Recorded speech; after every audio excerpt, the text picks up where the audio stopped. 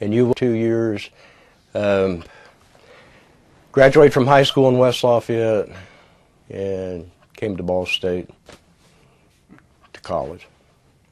All right. I want to ask a bit about your family. Was there a history of military experience in your family? None whatsoever. My father's a ordained Southern Baptist minister with 2 doctorate degrees, one in education, one in theology. My mom is a missionary from Brazil and works with youth, stuff like that. Nobody. My older brother spent some time in Korea right out of high school, but that's basically it. What did you study at Ball State?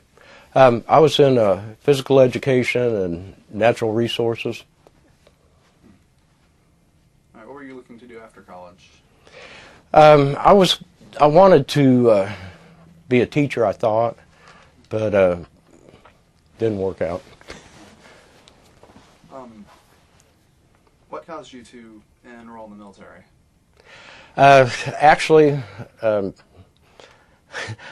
I was drafted, and to avoid the draft, I enlisted in a program the Navy had that utilized some of my past experiences that made it a little easier way to go. What past experiences were those? Well, I all through high school, I worked in the Purdue carpenter shop.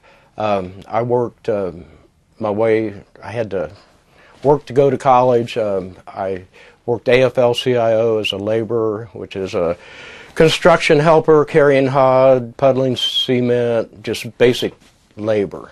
And that was my experience that got me in. All right, so you worked with construction in the Navy? Yes. Could you describe the job? I'm sorry? Could you describe what it is you did? Yeah, I was what they call a CB, and a CB is a construction worker in the Navy. There's 2 different groups. I'm assuming you want some history on what they are. That'd be very great. Okay. They're basically set up in what they call a mobile construction battalion. That's a battalion of Navy people that are equipment operators, builders, electricians, plumbers. They all go over on a ship on a 6-month tour and do what needs to be done in this era in Vietnam. I was actually assigned coming out of boot camp to what they called Naval Support Activity, which was a group that was on the ground and stationed around Da Nang, which was the headquarters for the Navy in Vietnam. So you were stationed in Da Nang? Yes. All right. And when was this? How long were you in Vietnam? Yeah, being 40 years ago, I'm going to have to refresh myself here. Let's see. I was there 10. By the way, this is a DD-214, which is a military record.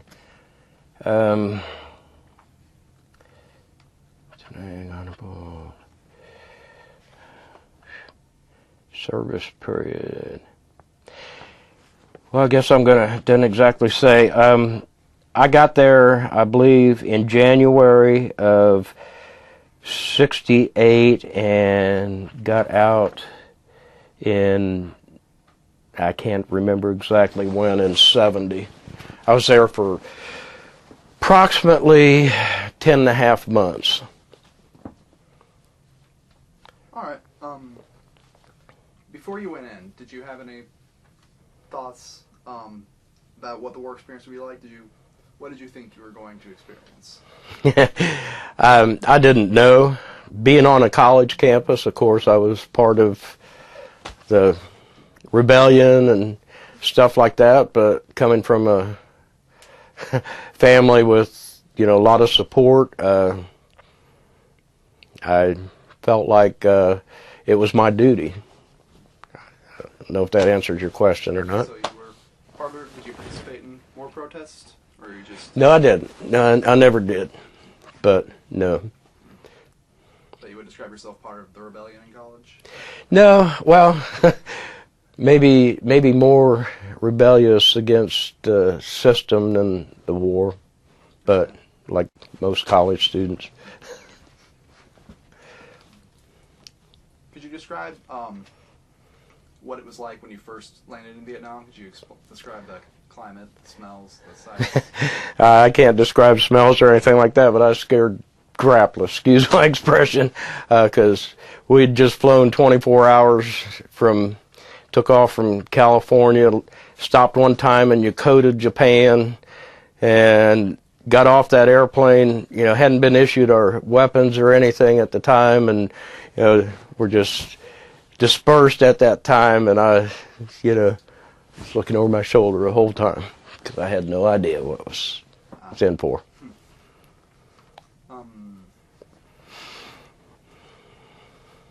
If it's all right, could you describe your first combat experience? I just soon stay away from the combat experiences. I understand. What contact did you have back home? Did you receive or write many letters? Yes, I had a girlfriend I wrote to, and my parents I wrote, but not a whole lot. Funny letter of interest maybe. My mom was an English teacher at the time, and she used to send my letters that I wrote her back corrected in red ink. So I thought that was kind of ironic. But what did you write about? What did you... I basically that was one of my few releases, so probably the letters were pretty explicit and graphic because I always lived that kind of a life, it was pretty open. What did you do whenever you weren't engaged in some wartime activity? What did you do in your downtime? Downtime, I stood a lot of watch and a lot of duty to make a little extra money, because when I came back I bought a Corvette. But actually, I wasn't exposed to, drugs before I went over there.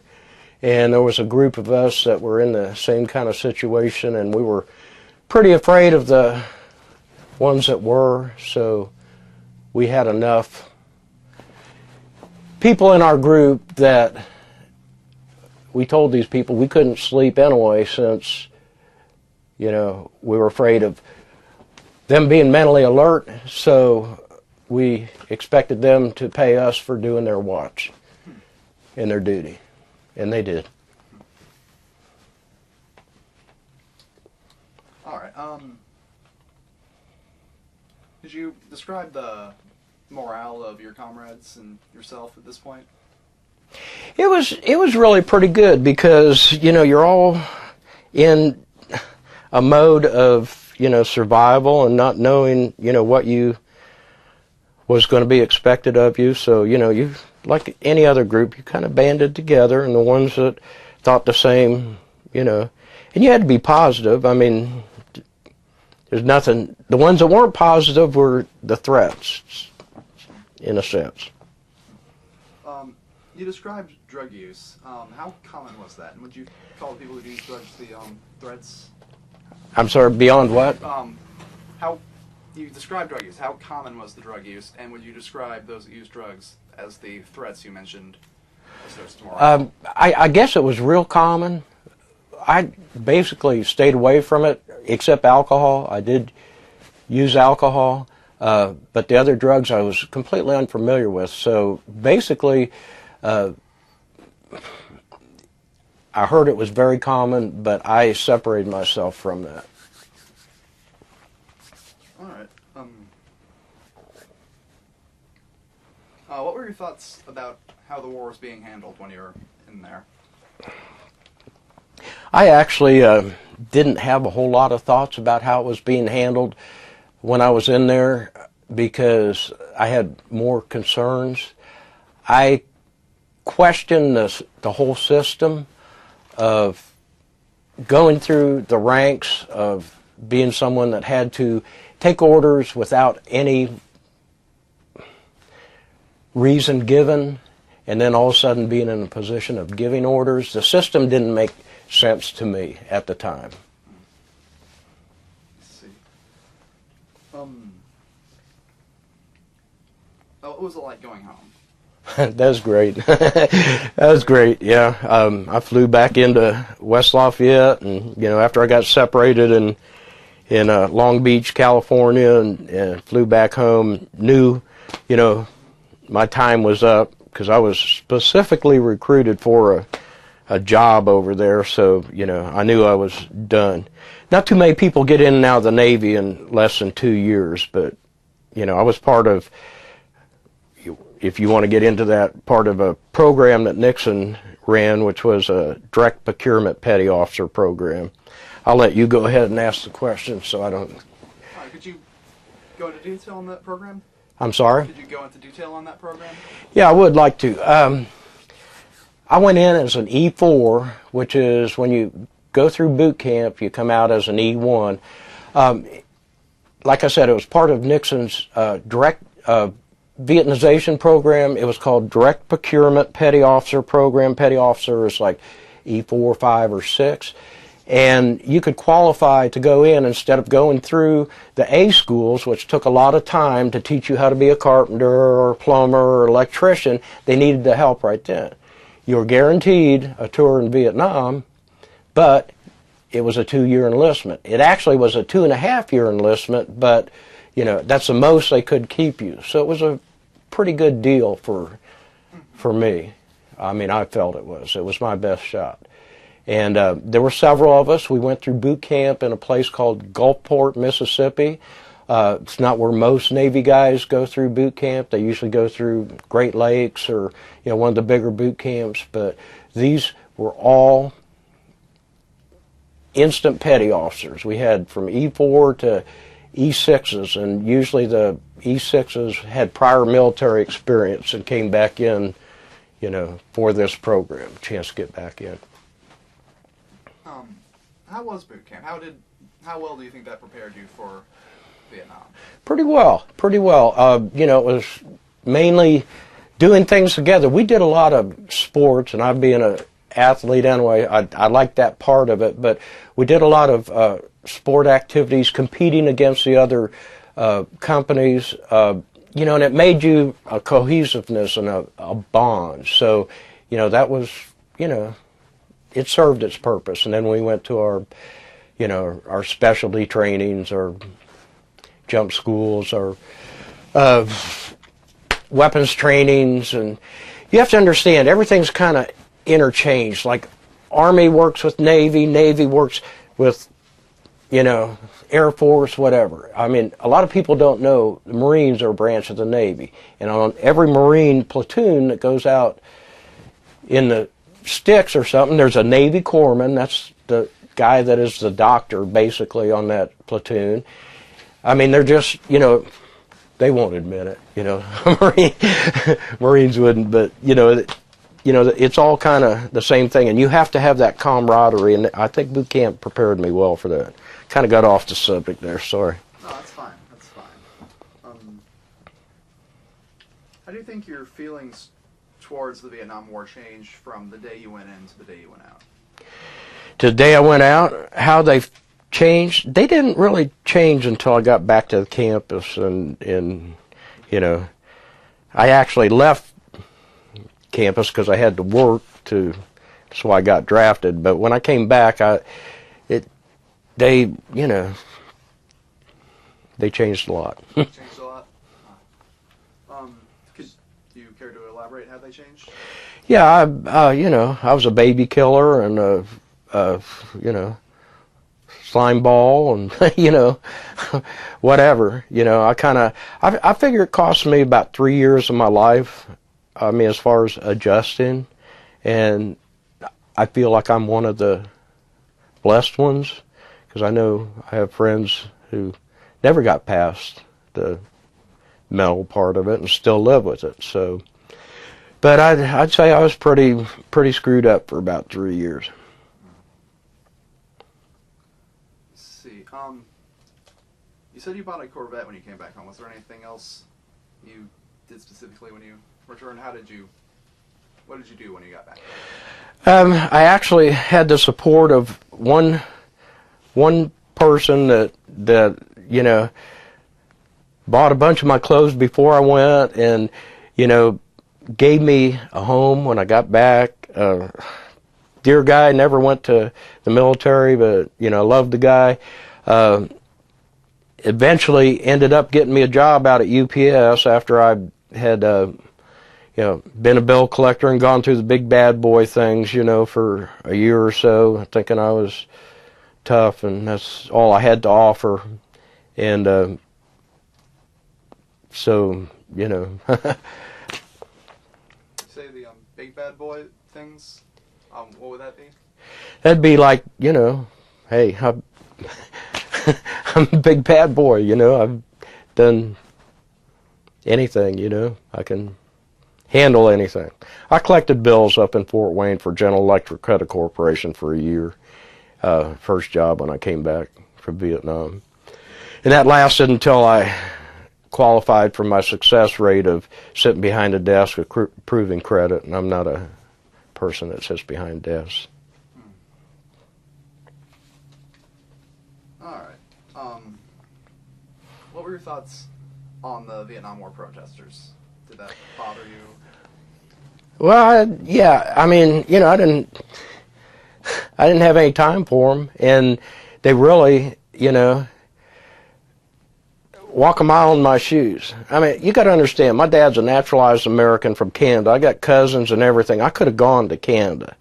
And I felt like, whether it was right or wrong, I felt like this was something that needed to be done to live in this country. Since then, maybe those ideas have changed somewhat, but at that time, I had nothing to do with them. I actually joined an organization, I don't know, it was in the late 60s and early 70s, called the Black Keys, which was basically a fraternity without any fraternity. It was all Vietnam veterans and ex-football players and athletes, and we competed against all the fraternities and jocks at Ball State. We'd win about everything. So, I mean, there were a lot of... That's what I got into, the athletics, because, that's what I enjoyed. That's what I... All right, athlete. What sport specifically? I'm sorry? What sport? I actually went to state and high school in track and field. I was a pole vaulter. I was on a team, a football team. It was a flag football team when I was in boot camp. Well, right after boot camp, before they could send me over to Vietnam, I was stationed in Coronado, California. Went through some training there, and we competed in flag football, which was as brutal as tackle football without the pads. And, I had never played football before because I was small, but I was fast enough. And you got to realize there were a lot of guys that got drafted that, were all Americans and stuff. We had a wide receiver from Tennessee that was 6'4" and ran a 9.600. I mean, that was, world-class speed that time was 9.2. So it was, it was something to get into. And they helped me. They taught me how to play, and I was, a sprinter and a pole vaulter, and I was fast enough to be able to do that, so I found a place there. I want to go back to Vietnam for a second. How were your interactions with the Vietnamese citizens, be it the South Vietnamese Army or civilians? Yeah, they were great, and this brings up a couple points. I had, at one time, 11 crews of Vietnamese that I coordinated their activity. The Navy ran the I Corps, which was the first corps that ran from the DMZ down to basically Chu Lai. I'm guessing, I don't know the exact lines. And, if we had a job to do, I'd have to take in my masons and build in plumbers, and then I'd have to bring in my carpenters and electricians, and you know what I'm saying? So we had civilian crews that worked with us. We also had what they called Philco Ford employees from Korea, and I don't know if you know this or not, but South Koreans loved us after the Korean conflict. We had skilled tradesmen, that's the best way I can describe them, that really helped us a lot. I mean, they were craftsmen. I mean, we had carpenters that had all hand tools. I mean, stuff you could, use out in the field, and they were all, Korean. So I'd say, in answer to your question, we interacted very well. We had to. And that was part of the program. We were trying to train these people to take care of their own country as we were getting out, or rebuild what we had torn down, or whatever, So, we worked hand in hand with the Vietnamese. The first 3 months, I was stationed downtown Da Nang, and Da Nang was off limits. I was stationed at a place called 14 Ghi Long, and what it was is an old French compound. The French occupied Vietnam before we did. And, we were right. Da Nang was off limits. You weren't allowed to go walk the streets of Da Nang. You could drive vehicles going to jobs and stuff like that. And so I was, that's where I was the first 3 months. And the last 6 months I was stationed at China Beach, which is the headquarters in Da Nang for R&R, for in-country R&R, which was where everybody was deployed out of and worked out of. It was just a big area. It was called Camp Tinshaw.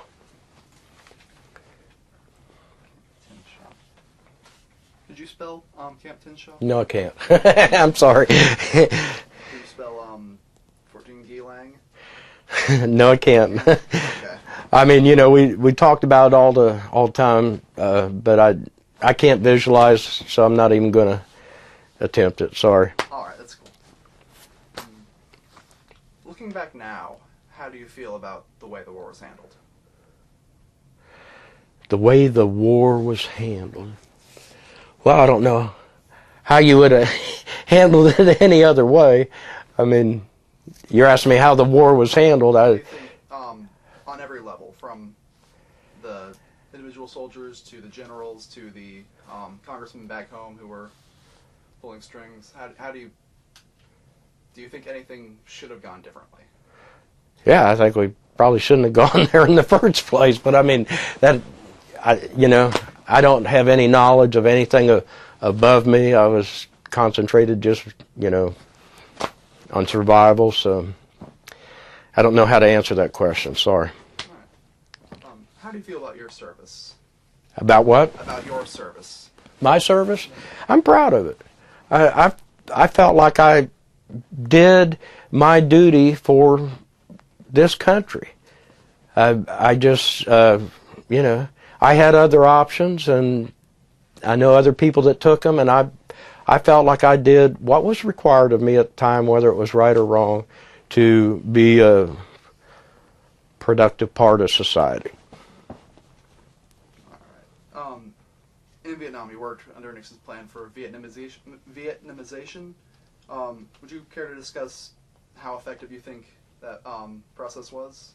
For the Vietnamization of what? I didn't quite... Or, the Vietnamization effort you were working with. Would you care to discuss? Well, yeah, I can't say the end result because, I wasn't there, obviously. We ended up pulling out, so it wasn't too effective. I think, we did like what they're doing now. We gave a lot of people jobs and stuff like that normally, wouldn't have them. But I don't know. I really don't know. You're a decorated veteran. Would you care to describe how you earned your medals and ribbons?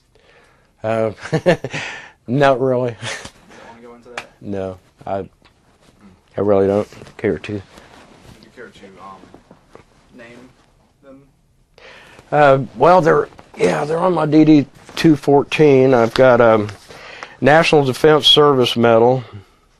I've got a Navy Unit Commendation Ribbon. I got the Republic of Vietnam Campaign Medal, And I got the Vietnam Service Medal with 1 Bronze Star.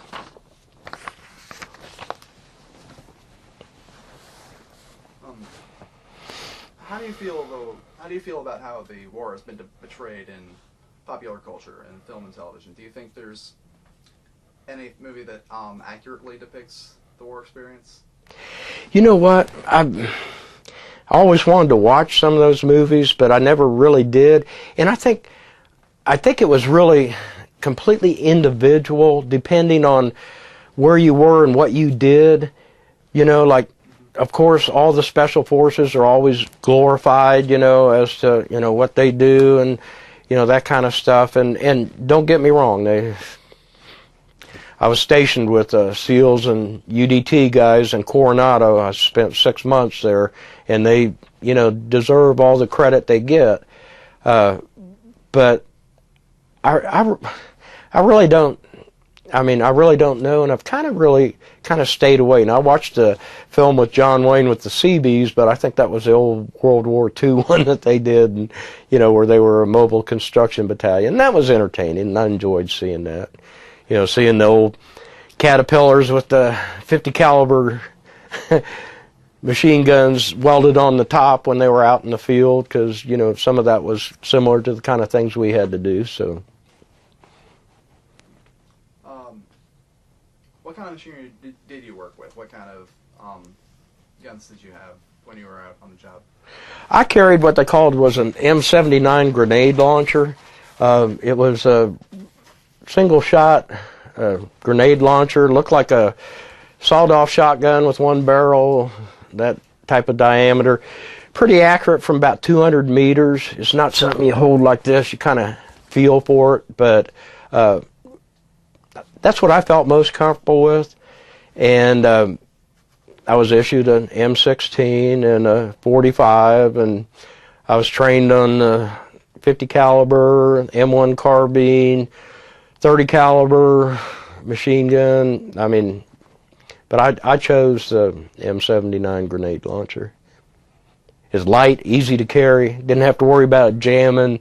You know, it was, you know, do a lot of damage real close. And I fear if I got hit from way far away, I wouldn't know the difference anyway. So.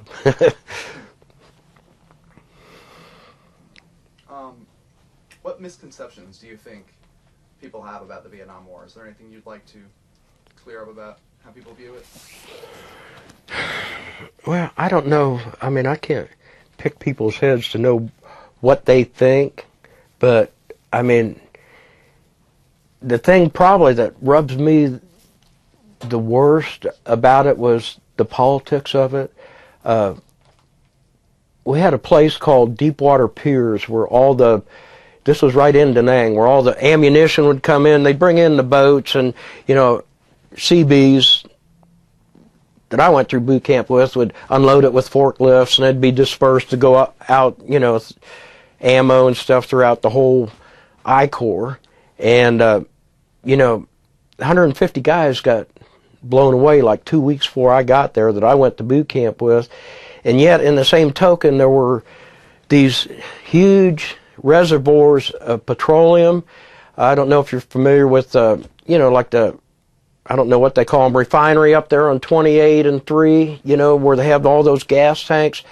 And the whole time I was there, they never got hit, and one rocket or mortar would have completely destroyed them. And, you know, to the best of my knowledge, they'd never been hit from people that had been there for several tours before. So, yeah, you kind of, as I reflect back, kind of wonder what's going on there, you know. That's a misconception I have.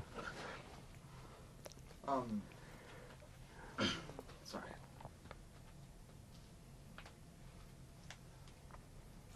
Okay. After the war, you collected bills. You worked a desk job. Where'd you go from that? No, I didn't understand that. After the war, you collected bills for GE. You Right. had a desk job after that. Where did you move on from there? I got a job at United Parcel Service, which was a part-time job where I'd go in the morning and load the trucks, like at 4 in the morning for the drivers to come in so I could go back to school. And I did that for like a year until I got married, and they offered me a full-time job. So at that time, I quit college and went to work as a driver for United Parcel Service. All right, about when was this that you took the job? With the part-time job, Yes. probably been about 72, I'm guessing. About 72? Yeah, and then I went into driving. I got married April 73, and they offered me a driving job at that time. So I went into driving then. Had a choice of doing that or finishing my degree, and met all my physical requirements. So, you know, it was a good job for me. All right, this was the same degree you were working on before Vietnam? This was the degree in... Yeah, but you got to remember, when I came back, I screwed up, and I didn't do well. And before I didn't do well,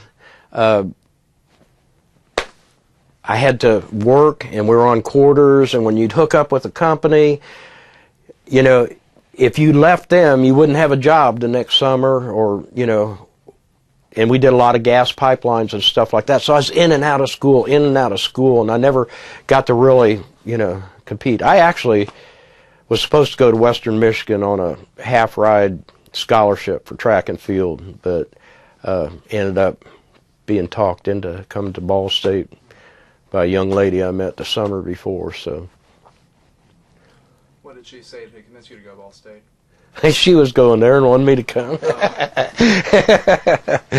So, you know. So you had trouble with your degree after the war. Yeah. I never finished it. I've got about a year and a half probably total done, and nothing to speak of that's... What gave you trouble? What gave me trouble? Yeah. What exactly did you have trouble with? What areas? Yeah. Oh boy, you don't want to hear this. Government, history, you know, anything that you had to sit down and, you know, really get into, you know, things like the PE that I like, you know. I'm one of those guys that likes to do things with my hands, you know. I'm a personality, and I mean, you know, so it makes the world interesting or different, you know. Everybody in my family has degrees except me, but... How long did you drive trucks for UPS? 27 years. 27 years? All right. So when did you end that? I retired in 1998, the year, yeah. Retired in 98?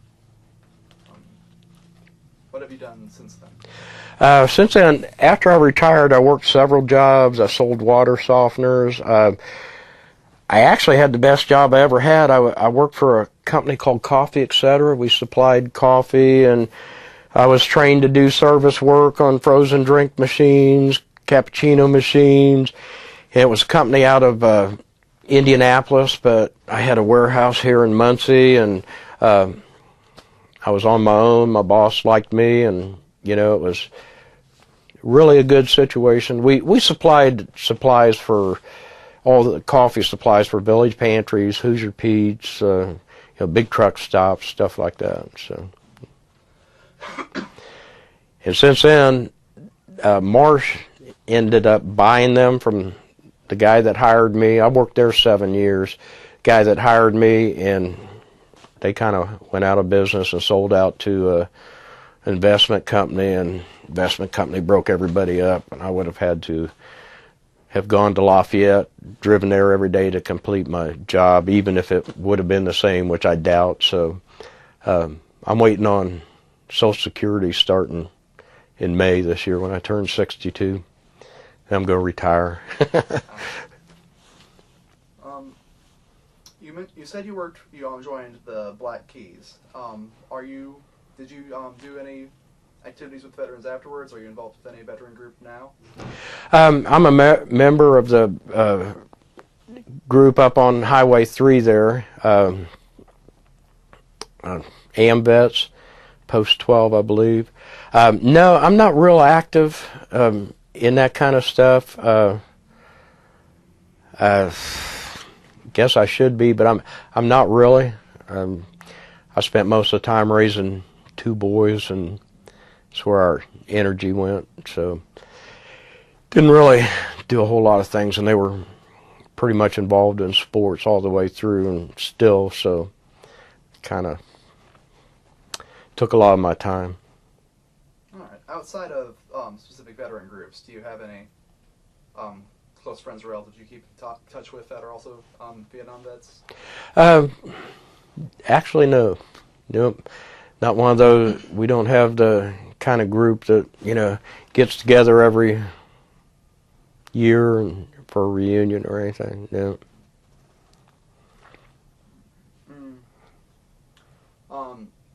Presently, the United States is involved in 2 separate wars in Iraq and Afghanistan, and a lot of critics, a lot of people have drawn comparisons between them and Vietnam.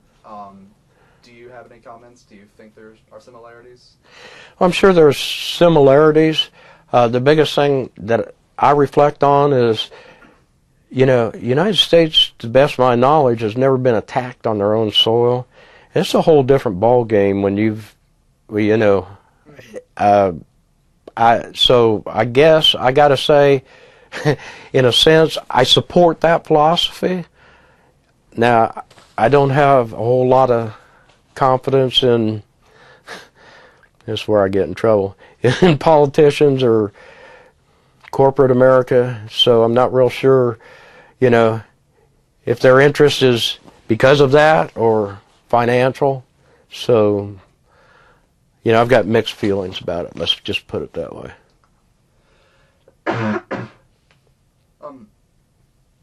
Presently, tourism in Vietnam is increasing. Would you ever consider making a trip back to Vietnam to visit? I'm not much of a traveler. I mean, I'm kind of a homebody kind of guy. So, if the opportunity came up and it was something, everybody was going to do, or, family wanted to do or something like that, yeah, I mean, it wouldn't bother me any. But I doubt for posterity or saying, oh, I was here or something like that. No way.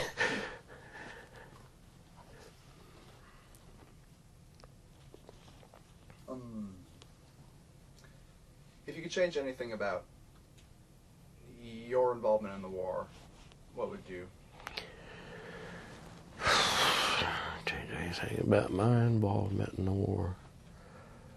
No, actually, I was very fortunate because I had a job that kept me busy, and I didn't have a lot of time to reflect on things. And I mean, that's a premise that I've kind of, built on down the road too. So I actually had probably had it about as good as you get it, if you want to know the truth. I mean, some people might think, sitting in a bunker all day would be the best way of having it, but I mean, your time would take forever to get by. I wouldn't have, I took my best shot.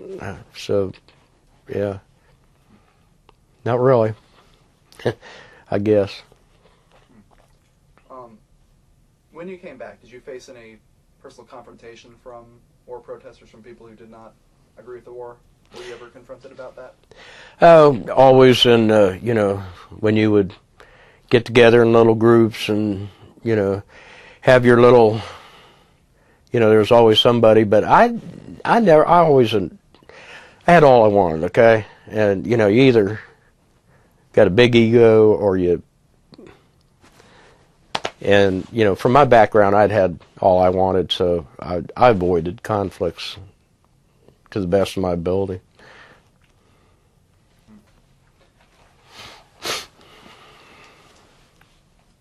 Did either of your sons enroll in the military?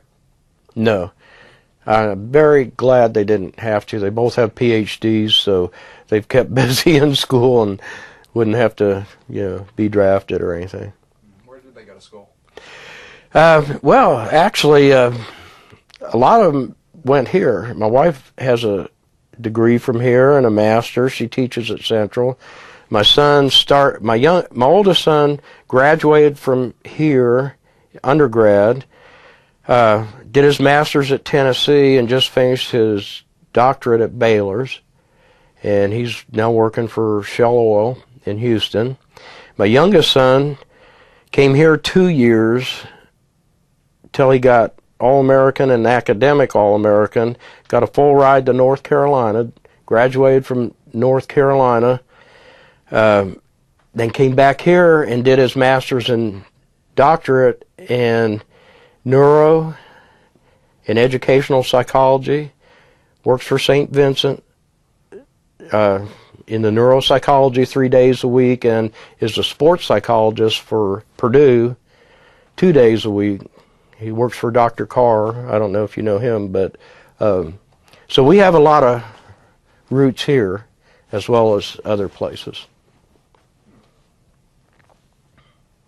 Is there anything else you'd like to get into on the Vietnam War that I did not cover?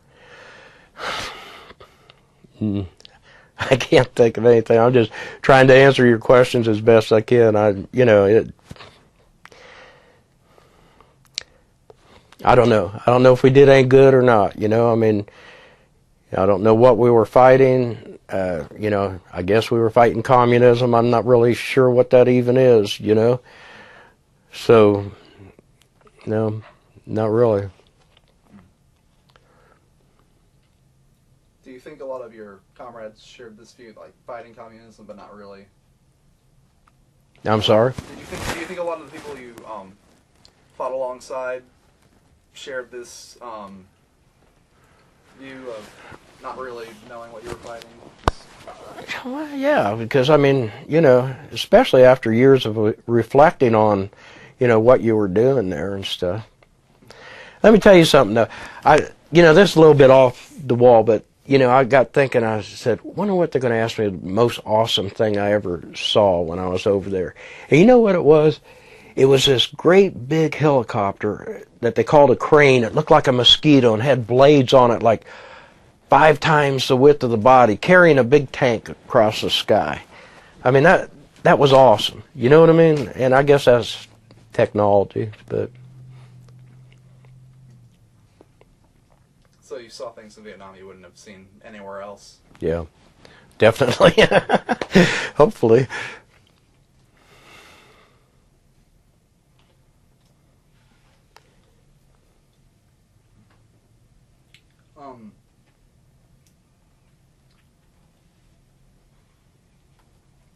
How were the living quarters?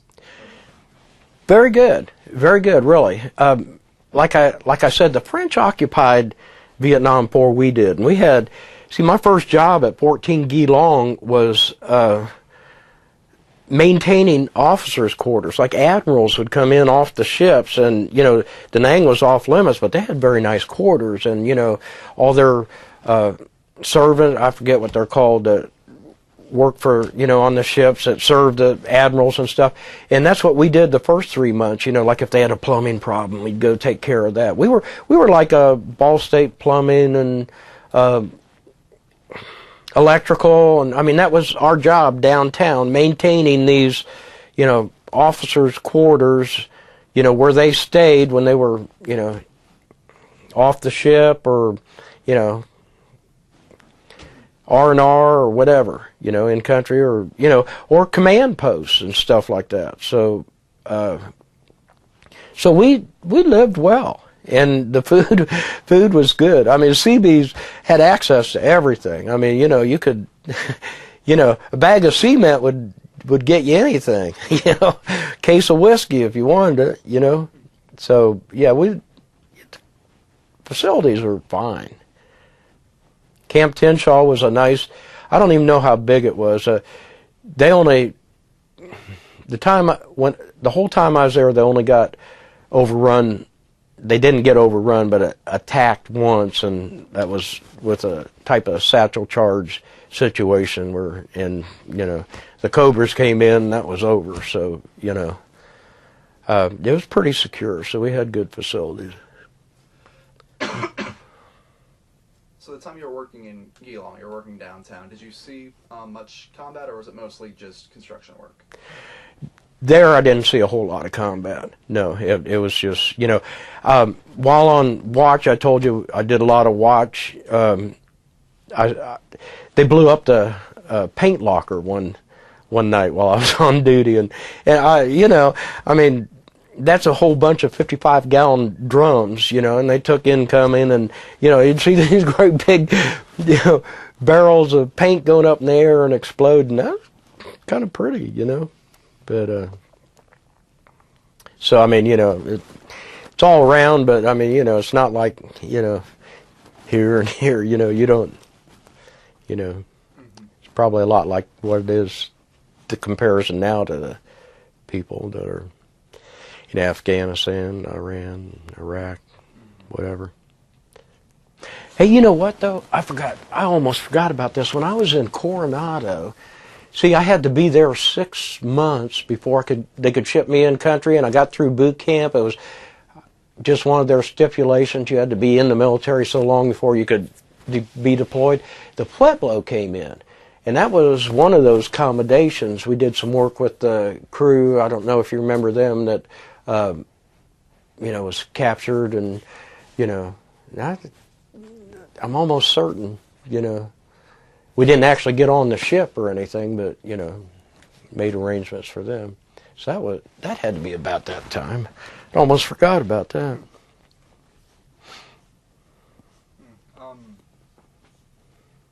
So where would you say you did see most of your combat? When we were on detachment. Yeah, when we'd be sent out, you know, to put down generator pads for, you know, posts out in the sticks. I mean, not everything's a city, you know, and, you know, there's maintenance that goes on with everything. The biggest job, that's not your question. The biggest job I did when I was over there, or we did, was we covered the Da Nang Hospital. What that was a series of Quonset huts. And Quonset hut is, and this was when I was at China Beach, okay? I don't mean to be rattling, but things are just starting to come to me. Quonset huts are metal structures that look a lot like airplane hangars or something like that. And during the monsoons, you know, you'd have to wheel somebody from surgery to recovery in the rain. And we put a cover over the, you know, whole hospital. And that was like a 3-month project for, you know, a bunch of us, you know, everybody that, so that was about the biggest job we did. But then we'd be deployed out to, you know, we covered all the way up to the DMZ, and that's, you know, the line between North Vietnam and South Vietnam. And, you know, sometimes lay down landing strips, you know, stuff like that. Just a lot of retainer walls because of water and sand, you know, to run water away from different places, you know, a lot of concrete work, stuff like that. That's usually where, you know, we'd encounter most of the activity. Were there any other big projects comparable to the hospital? Did anything approach the size of that project? No, nothing of that magnitude at all. That was the biggest job we did, and it was really sad seeing those guys coming in from the field in the choppers.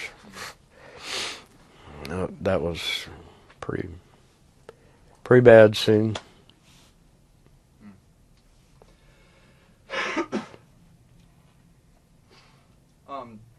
Do you have any other thoughts on your service, on the war in general? Not really. I just, you know,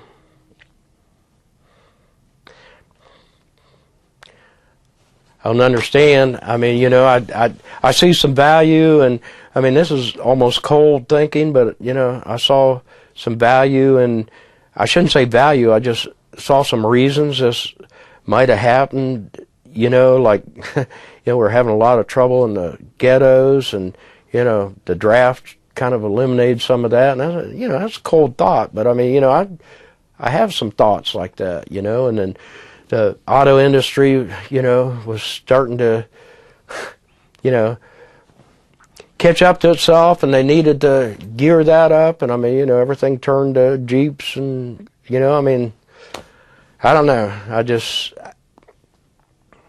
have real mixed feelings, and I don't have the right to be negative about it, because I don't know what's going on up there. But the older I get, the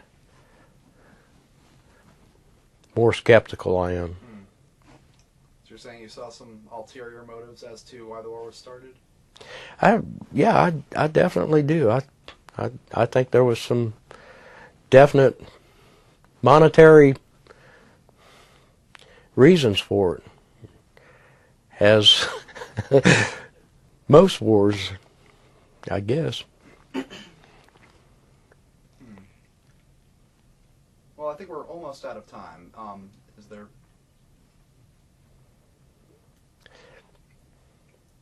there anything else? Nothing I can think of. Nothing I can think of.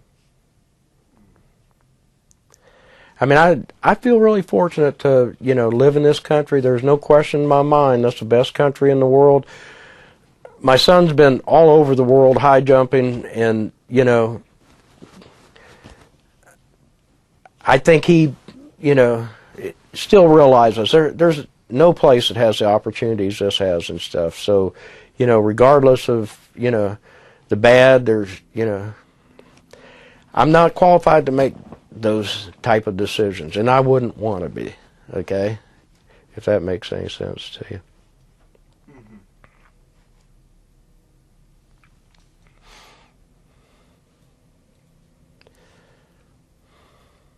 Let me see if there's anything I haven't covered.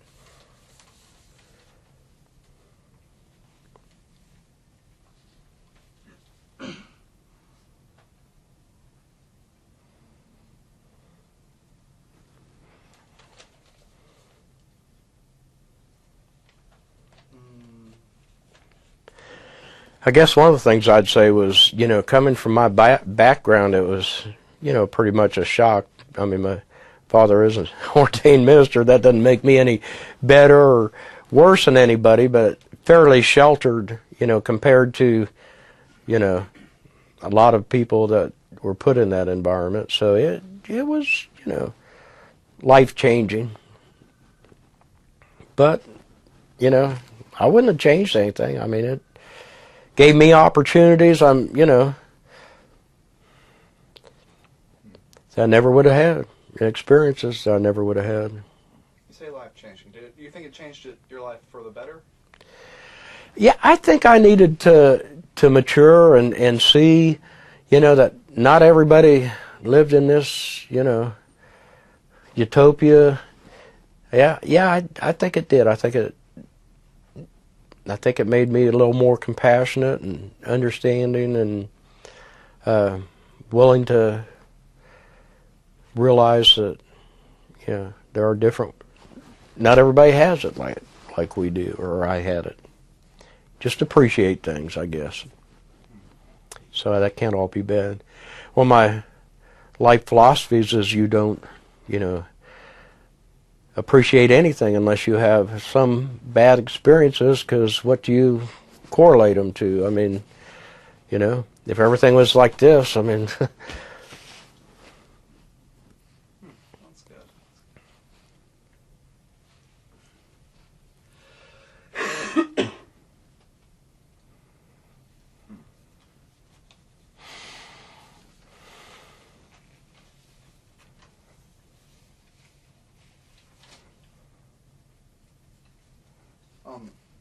Have you talked to your children about your war experience? Yeah, I selectively. And let me tell you, as a dad, I'm tickled to death that neither one of my boys had to go. I can't say that I would be like some people I read about in papers saying I was proud of them going. I can't say that, because my gut instinct is I'm glad they didn't have to go, and hope none of my grandkids have to go. Let's put it that way. So, selectively. You say selectively. What does that mean? What? Well, I don't go into graphic details and stuff, but I mean, we did things, like responsibility with guns and things like that. Some people think you just stay away from them. I taught them how to use a gun, and you never point a gun at anybody, and even like on a BB gun level, unless you intend to use it. Things like that, just different, philosophies. But I don't know. I'm kind of rambling now. All right. Do you talk often about your service with other people? No, not at all. Do you not want to, or does it just not come up? Well, yeah. I mean, why would it come up? Sometimes it, like Veterans Day or something like that. Somebody might, ask me something, and but it, it's irrelevant anymore. I mean, if you live in the past, you don't have any future, in my opinion.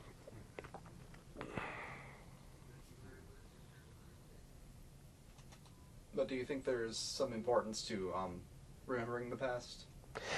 Yeah, I mean, because it helps you identify yourself. I mean, you're a composite of your experiences. I mean, they're part of me. They affect how I think and how I deal with things and how I would act in situations. I mean, yeah, I mean, and it's important to understand why you feel that way. How would you like future generations to remember the Vietnam War? How would I like them to remember it? I don't know. I've never, really even thought of that. Like I said, I just tried to put it in my past, so I really don't think about future of it. It's done and over. Well, we've got 1 minute left, so do you have anything? I can't think of anything.